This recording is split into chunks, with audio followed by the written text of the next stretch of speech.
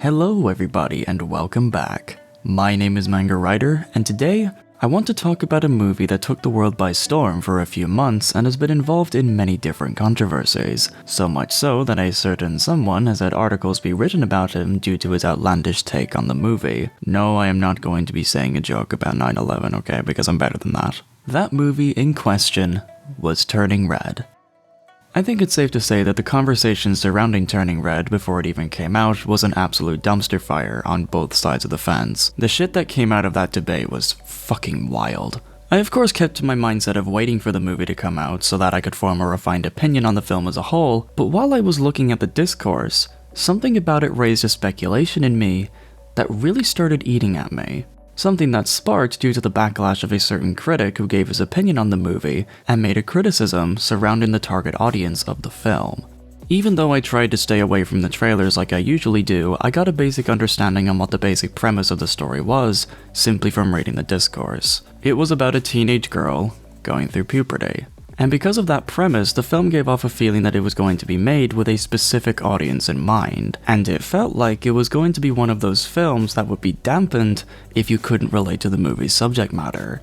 This was what sparked my intrigue to watch this film, because when it came to how I review media usually, I always had a mention of me somewhat relating to it in some shape or form. But when it came to Turning Red, I saw that there was a very high chance that this film was not going to be relatable to me. But that was what intrigued me.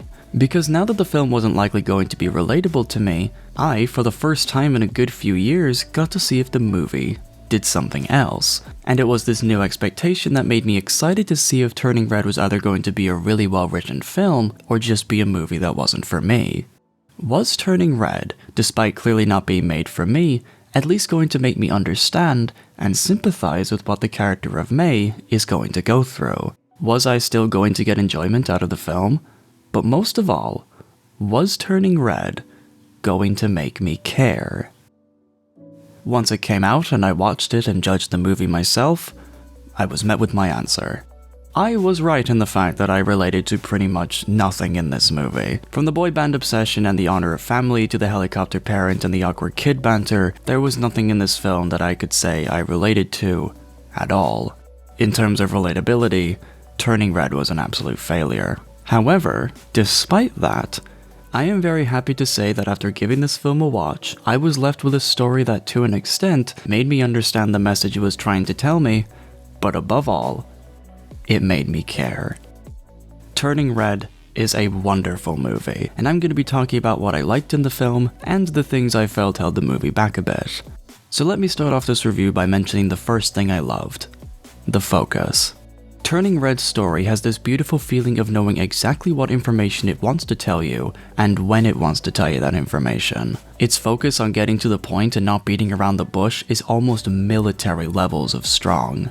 The start of this movie has some of the fastest story pacing I have ever seen. In just the first 15 minutes of the film, the movie establishes May's character, the different personalities of her friends, her connection to them and their shared obsession with boys, her positive reputation in the town she lives in, her hyperfixation on getting perfect grades, her desire to help and please her mother, her role in managing the temple, her very busy and study-filled lifestyle, her distant but still loving connection to her father, her first time developing a crush, her first time doing something embarrassing and getting caught, the first time she's been publicly humiliated by her mother, her first mental breakdown, and after all of that, the movie introduces the panda. Most other movies with a transformation trope would take about half an hour or more to get to this point in their story, because they would spend a good portion of the beginning introducing the setting, the characters and their conflicts, and show a basic day in their life. They do this understandably to give the audience a lot of time to get to know these characters before the change happens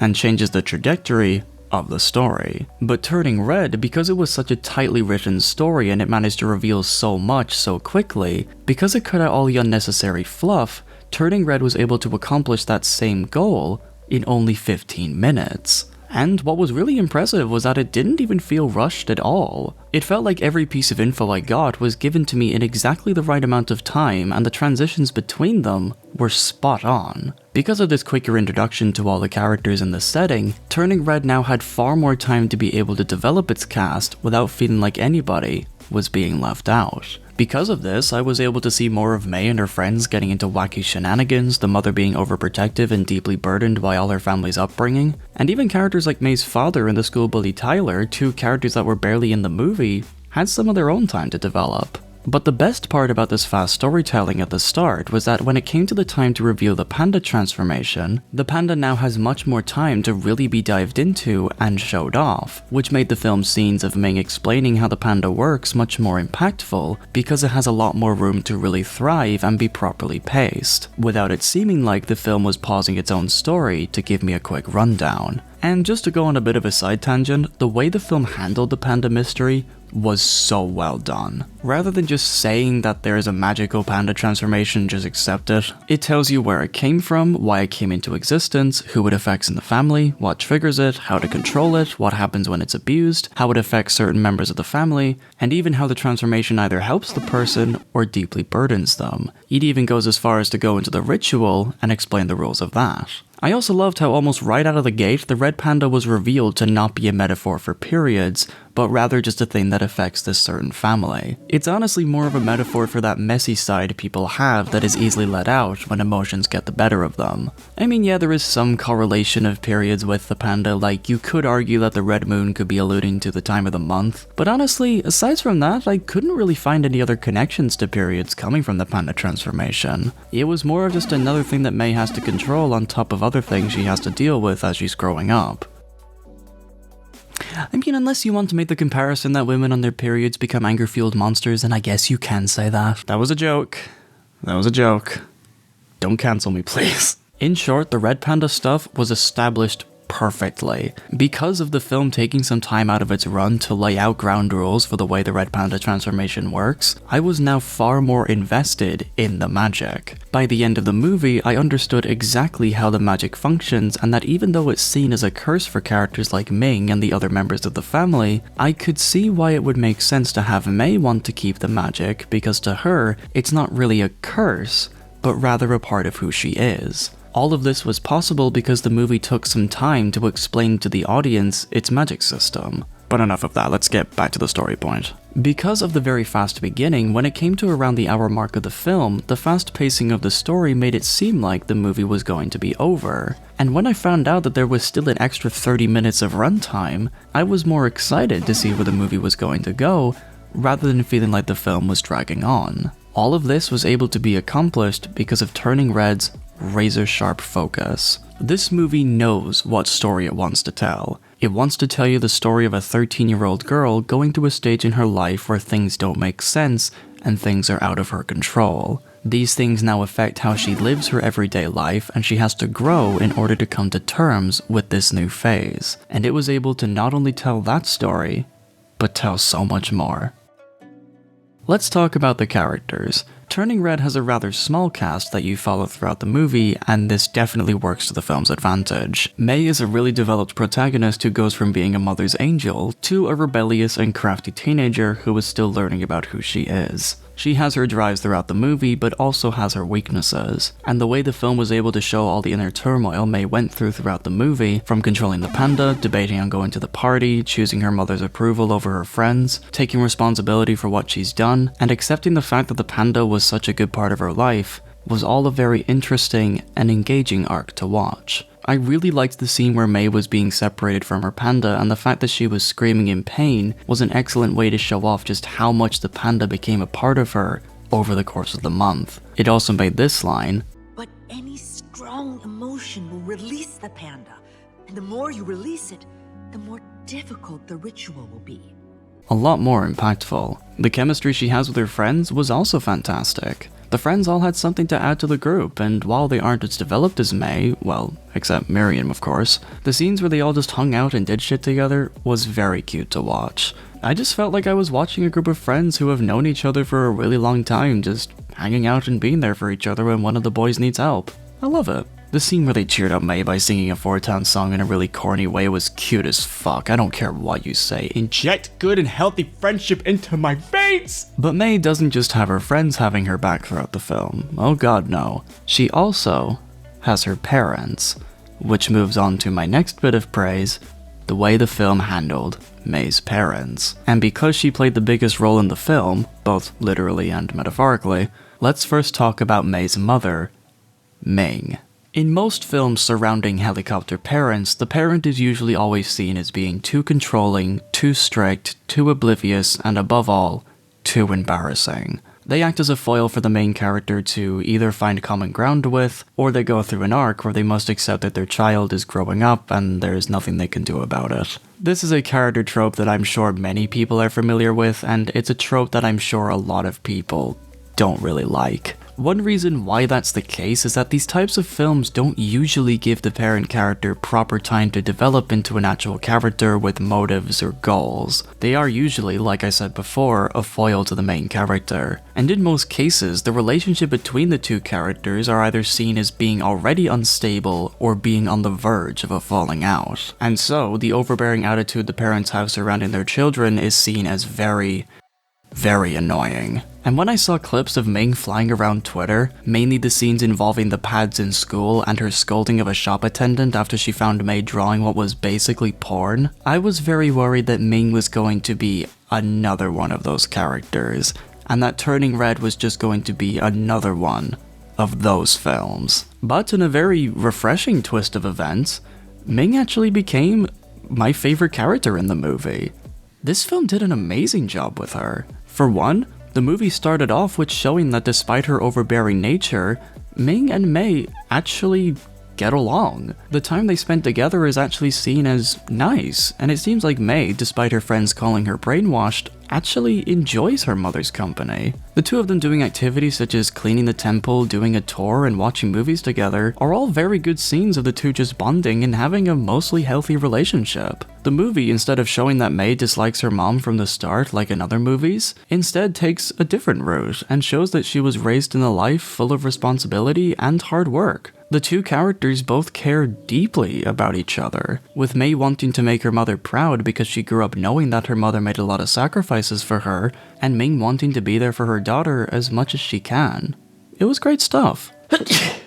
So when we got to that scene involving the raunchy drawings, Ming acting so appalled and so over the top actually makes a lot of sense. Because even though Ming acts like a helicopter parent towards Mei, she still allows her to have a life outside of the temple. She knows that she can't be with her all the time. It's this reason that explains why Mei even has colorful friends like Abby, Priya, and Miriam, and how she developed an obsession with the boy band Four Town. Ming allowed her daughter to have a bit of freedom, and because Mei was such an angel to her whenever she was around her, it makes sense that Ming would be appalled by what she did, because that's not the person that Mei showed to Ming. And it makes sense that Ming would not immediately blame her daughter for whenever she did something questionable or wrong. And what's even better is that she's like this all throughout the film. Every time she sees Mei acting or doing something out of line, she always assumes that it was someone else's fault. When Mei drew those weird pictures, she blames the shop attendant. When Mei showed a liking for Four Town, she blamed her friends. When Mei wants to go to the concert, she thinks that the band is going to release the panda and not Mei.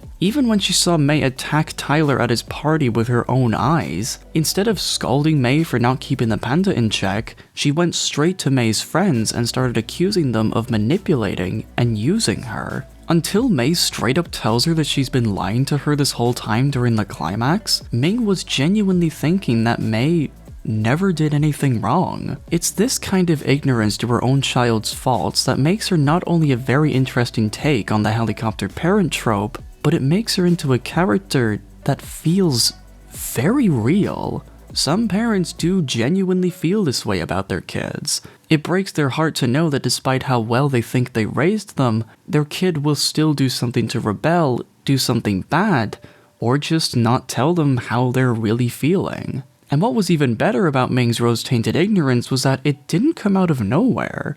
Because instead of the movie not showing how she became like this, the movie spent some of its runtime giving us the full context as to where this attitude came from. the reason she's so precious with Mei is simply because she never received that love from her own mother. Whenever the grandmother is mentioned or is on screen, Ming always looks and acts completely on edge. She changes from the sophisticated mother who is prepared for any kind of danger to a vulnerable, quiet, anxious wreck. The scene where Ming's mother calls her after what Mei did was one of the most standout scenes in the movie, and made me see that other side to Ming that made her into my favorite character. The film showed clear as day that Ming and her mother never had the best of relationships, and when you find out what she did to her all those years ago, it makes it all the more understandable on why Ming acts the way she does towards her own daughter, and why she tried so hard to watch over Mei and doesn't want to blame her for anything. She didn't want to make Mei feel like she was alone. She didn't want to make Mei feel like she doesn't understand. She didn't want to make Mei feel like this was all her fault. She simply didn't want to repeat the same mistakes that her mother did to her. I find Ming to be such a good parent solely based on the fact that the movie never painted her to be a villain, but rather someone who in the past had a childhood that was full of trial and error, confusion, and stress. The scene where Mei meets her mother as a child illustrated the true weight of responsibility and suffering Ming was trying to suppress from Mei all this time. Unlike Mei, she never got that reassurance that she was good enough as a child. She lived a life where expectations of her were so high that a breakdown was enough to make her lash out and hurt the people she loves. The small scene where Mei leads Ming towards the portal was my favorite scene in the film. Without saying any words at all, Turning Red was able to show just how much trouble the panda transformation gave her mother, and shows just how much trial and error Ming had to go through to become the mother she is today. And because of that troubled past, Ming, rather than repeating history, instead went the complete opposite route, and became a mother who cared so immensely about her child, she overlooked some of the times where she was accidentally embarrassing and even hurting her. And when you find out the true destructive power of Ming's panda, rewatching the film becomes an almost completely different experience. Because Ming's complete anxiety and fear of Mei's red panda becomes so much clearer when you go back with the climax in mind. Everything from the advice she gives Mei, her dialogue towards her husband, the family talking about their fear of Mei's panda being like hers, to the fight that left her mother with a scar above her eye, was a subtly told story that when you piece it together, is very, very tragic.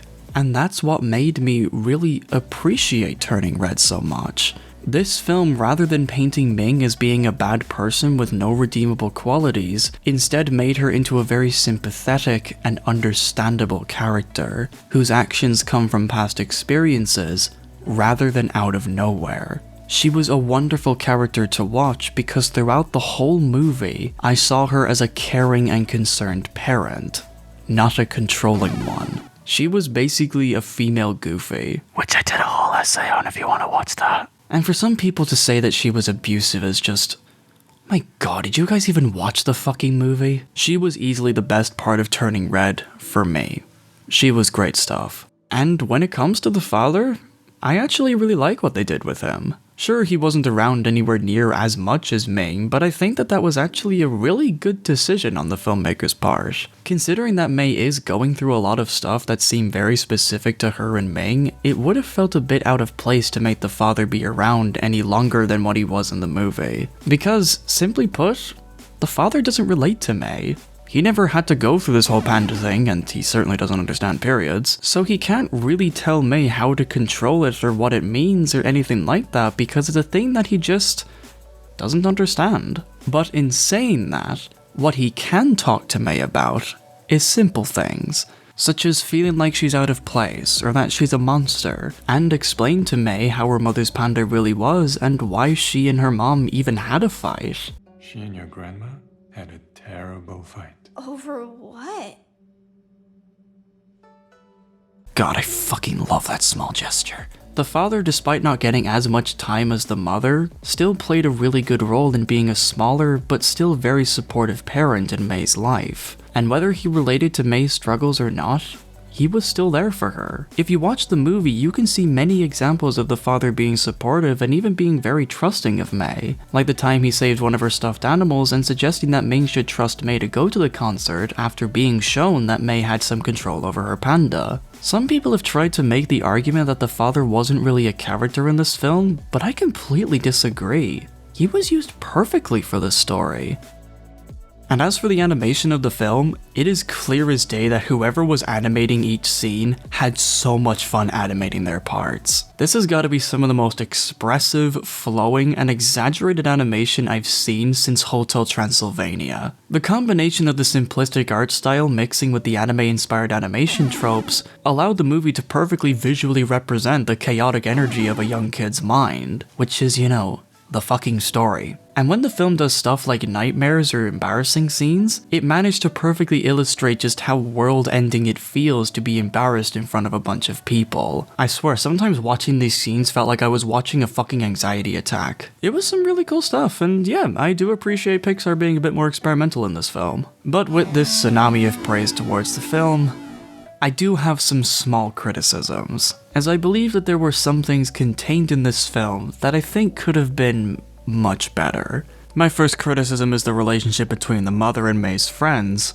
or the lack thereof. Until the scene where Ming confronts them and accuses them of manipulating her daughter, these characters share absolutely no screen time together. There is no scene of the mother seeing Mei with her friends that gives her any reason to dislike them, particularly Miriam, which Ming for some reason dislikes the most. I just think that if the film had a scene of, say, the friends hanging around in the temple with Mei and causing a bit of a ruckus, then the dislike Ming has for them would have been more understandable. But because we never see a scene of them even sharing the same place together until the breakup scene, this dislike of her friends that was brought up at the start of the film, rather than being a part of Ming's character that made sense, came more out of left field. I'm just saying, guys, the breakup scene would have been much more hard-hitting if we actually got to see these characters interact at least once before. Which, speaking of not really being established, the plot points surrounding the friends getting back together through their Tamagotchis felt too much like a plot convenience rather than an actual reunion. Aside from the one scene we see of Mei playing with her Tamagotchi on top of the roof of Tyler's house, the Tamagotchis were only really seen in the background of the film, with no real focus put on them until it was convenient. I feel like if we saw Miriam and Mei playing with their Tamagotchis throughout the film as opposed to only around the climax, the scene of them getting back together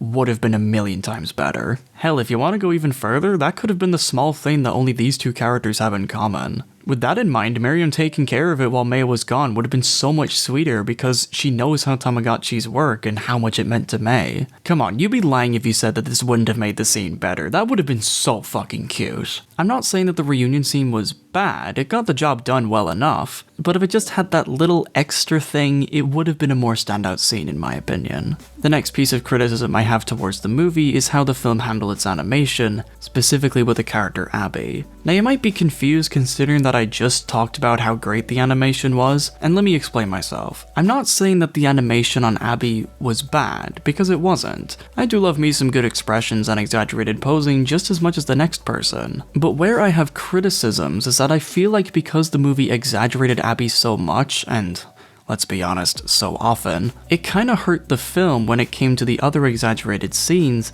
because Abby overexposed me to the exaggerated animation. If I'm not making sense and you're a bit confused, let me just draw a comparison. Let's say that you're watching an action movie, but the movie is nothing but action. You don't get a break to breathe or calm down, it's just scene after scene, fight after fight, explosion after explosion. As you watch the film, you will eventually reach a point where the action gets boring. Because the movie supplied nothing else to you, you're now in the mindset of expecting the action to happen, rather than the action being a surprise. That's because the movie has overstimulated you to a point where the action scenes no longer have that punch, because that's all you've seen. That's how I feel about Turning Red and how they handled Abby. I think that because we see so much of Abby being so exaggerated for all the times that we see her on screen, the scenes where the movie intentionally goes over the top, such as the nightmare and the humiliation scenes, become dampened because rather than me not expecting the animation to get so exaggerated, I felt like I've seen this style of animation before. I know this is probably just a me thing, but I think it's still worth pointing out.